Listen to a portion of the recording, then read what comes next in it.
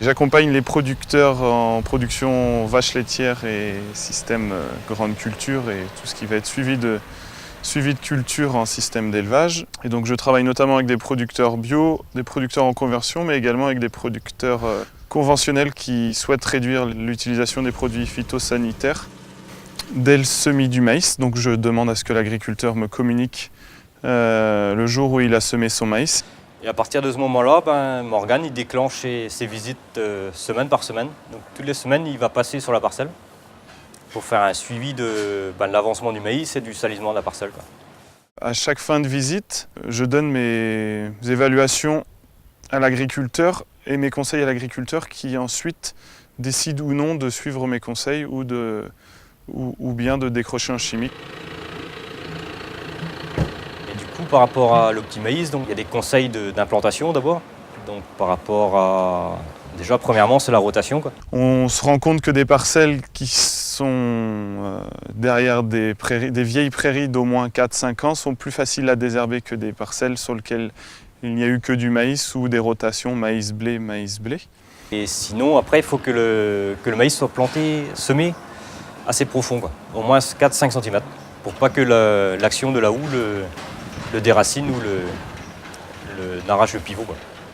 Il faut également que le sol soit le plus nivelé et homogène possible, car un outil peut traîner sur toute la longueur d'un rang des résidus qui vont arracher l'ensemble des plants. En désherbage mécanique, nous on a utilisé trois outils. Donc la RC trille qui va pouvoir être utilisée au stade prélevé du maïs, puis entre le stade 3 feuilles et 6 feuilles.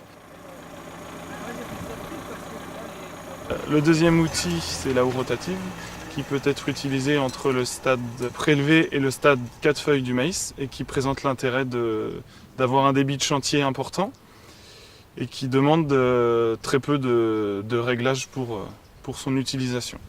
Donc en ayant passé les deux passages RC tri et le passage de houe, ça a permis d'éliminer une bonne partie des mauvaises herbes sur le rang. Et maintenant que le maïs va couvrir le sol, les mauvaises herbes ne vont plus vraiment concurrencer le maïs, quoi.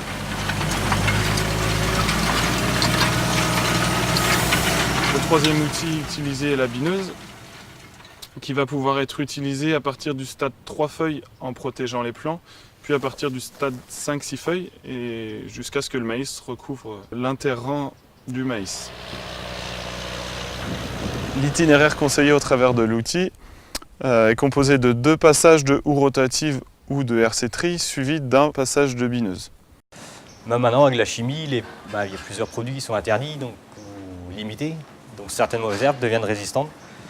Donc un maïs propre, comme il y avait il y a 5-6 ans, avec 4 litres d'atrazine, comme on disait, ça, il n'y aura plus vraiment, quoi. Il faut apprendre à vivre avec les mauvaises herbes, on va dire, quoi. Après, l'idée de l'Optimaïs, c'est vraiment intéressant parce que ça donne un suivi, ça donne des garanties quand même, parce qu'il y a toujours la possibilité de la chimie derrière. Et ça apprend à suivre ses parcelles autrement, quoi.